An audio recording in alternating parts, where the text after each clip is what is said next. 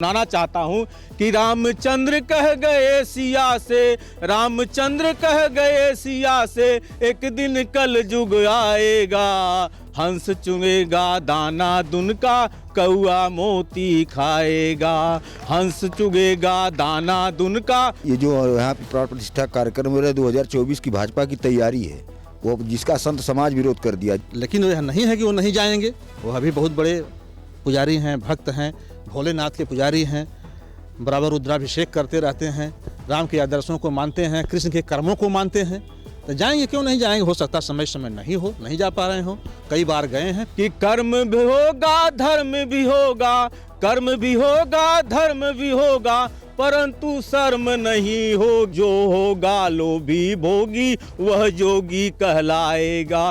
रामचंद्र कह गए सिया से, रामचंद्र कह गए सिया से, एक दिन कल युग आएगा। ये निश्चित रूप से भारतीय जनता पार्टी का 2024 का इवेंट है। उनके पास रोजगारों को, बेरोजगारों को उन्होंने रोजगार नहीं दिया, रोजगार को उनके लिए कोई मुद्दा नहीं है। नमस्कार, मैं हूं राजीव कुमार और इस वक्त हम आजमगढ़ में हैं। अब आजमगढ़ समाजवादी पार्टी का कह लीजिए जिस तरीके से गढ़ है, यहाँ से नेताजी मुलायम सिंह यादव जी ने चुनाव जीता और राष्ट्रीय अध्यक्ष अखिलेश यादव ने हाल के विधानसभा चुनाव में 10 सीटें समाजवादी पार्टी को मिली।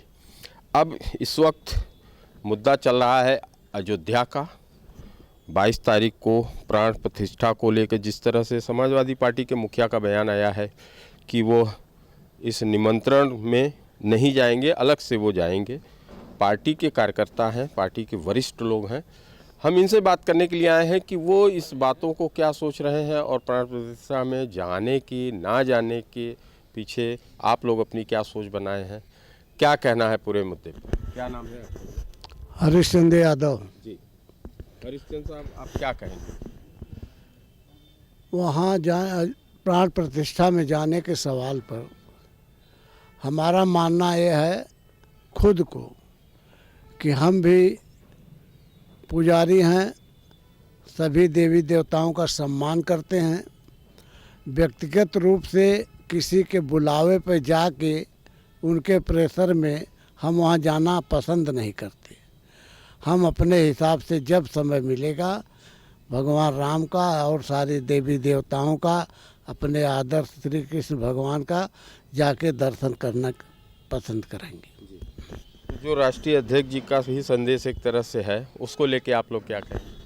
राष्ट्रीय अध्यक्ष जी का जो संदेश है उसमें हम लोगों को थोड़ा कुछ कहना है। उनके आदेश के सापेक्ष हम लोगों को अपने को उसके सापेक्ष परिवर्तित करना है। जैसे वो कहेंगे वैसे हमको करना है। तो आप भी जाएंगे वहाँ? हम जाएंगे, अपने हिसाब से जाएंगे। इसमें क्या जाएंगे, महामारी की जहाँ बीमारी है। कुछ लोग और हम बात करते हैं। क्या नाम है? शिवमूर्त यादव। शिवमूर्त साहब, आप क्या कहेंगे? जो हमारे विधानसभा के अध्यक्ष जी कहे हैं ये बात सही है कि हम पूजा करने, हम राम में भी विश्वास रखते हैं, कृष्ण में भी विश्वास रखते हैं, और हम आध्यात्मिक भी हैं, राजनीतिक भी हैं, और धर्मनिरपेक्षता को भी मानते हैं। जो हमारे नेता माननीय मुलायम सिंह यादव आज स्वर्गीय हो गए, समाजवाद को लेके आगे बढ़े, उस रास्ते पर हम लोग चलने वाले लोग हैं। राष्ट्रीय अध्यक्ष जी जो हम लोगों को निर्देशित करते हैं हम लोग को पालन करते हैं। लेकिन सवाल यहाँ जो है धार्मिक का है, तो हम आस्थावान हैं। जब हमको राम वहाँ बुलाएंगे, पूरा उनसे हम मुलाकात कर लेंगे, जाएंगे, उनका पूजा अर्चना करेंगे, फिर मथुरा भी जाएंगे, विंध्यावासिनी भी जाएंगे, और इन सभी लोगों से समाजवादी पार्टी को आगे बढ़ने के लिए आशीर्वाद ही मांगेंगे, ताकि समाजवाद कायम हो और राष्ट्रीय अध्यक्ष जी पुनः उत्तर प्रदेश में ज़्यादा से ज़्यादा सांसद लोगों की सीट जीत करके आगे बढ़ें। यही हमारी लड़ाई है। जिस तरीके का बुलावा आया था राष्ट्रीय अध्यक्ष, उन्होंने इनकार कर दिया है, तो उसको लेके आप लोग क्या?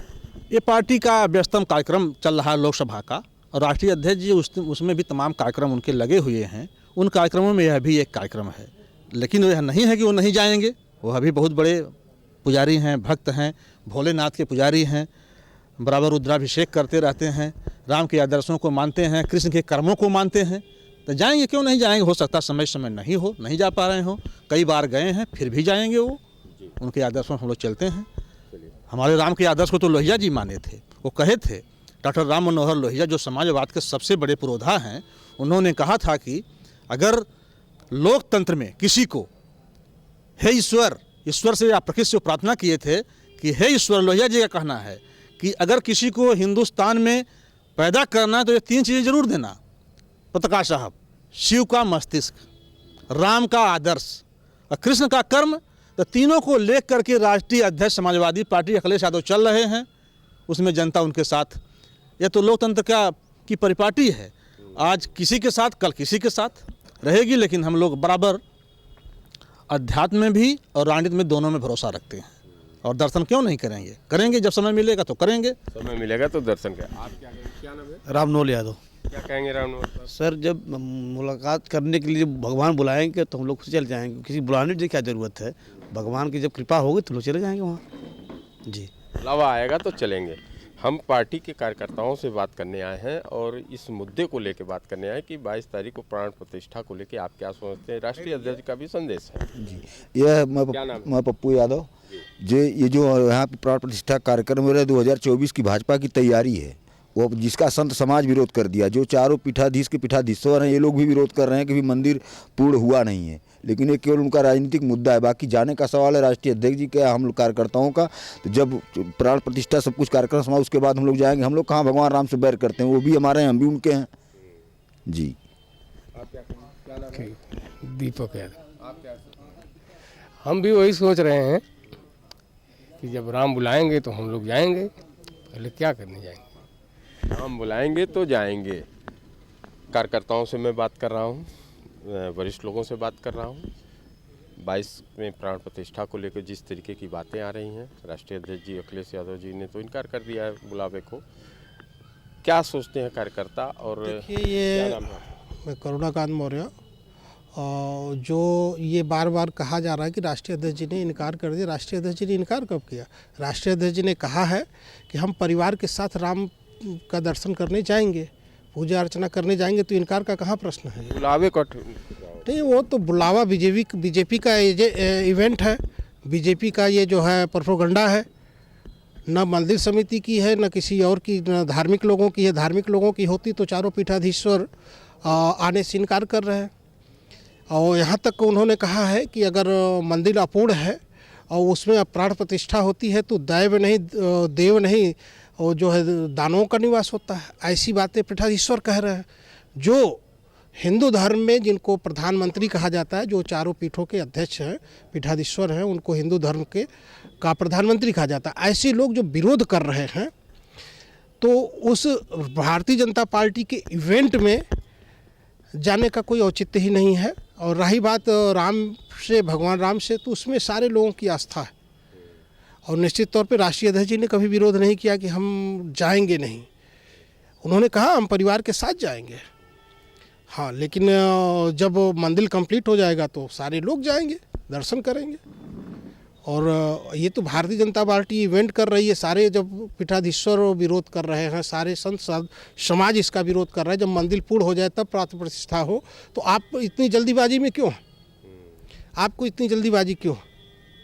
और एक देश के प्रधानमंत्री जो संवैधानिक पद पे बैठे हों और किसी एक धर्म का प्रचार करें, भारत जैसे निरपेक्ष देश, धर्मनिरपेक्ष देश का प्रधानमंत्री जो सभी धर्मों का सम्मान करना, वो उस कुर्सी पे बैठे हुए व्यक्ति का अधिकार है। किसी एक धर्म को बढ़ावा देना या एक धर्म का प्रचार करना, ये प्रधानमंत्री को शोभा नहीं देता। तो धर्मनिरपेक्ष देश में हमारा संविधान कहता है कि हम धर्मनिरपेक्ष हैं। तो ऐसे पीठ पे बैठ करके, ऐसे संवैधानिक पीठ पे बैठ करके, प्रधानमंत्री की कुर्सी पे बैठ करके किसी धर्म को बढ़ावा देना, ये तो संविधान के खिलाफ है।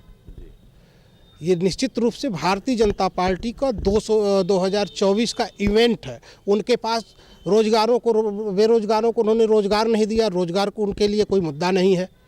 वो अब विकास के नाम पे विकास एक काम वो बता नहीं सकते इस देश में कि हमने ये पुल बना दिया, ये बांध बना दिया। ऐसी कोई उनके पास विकास में बताने के लिए कुछ है ही नहीं।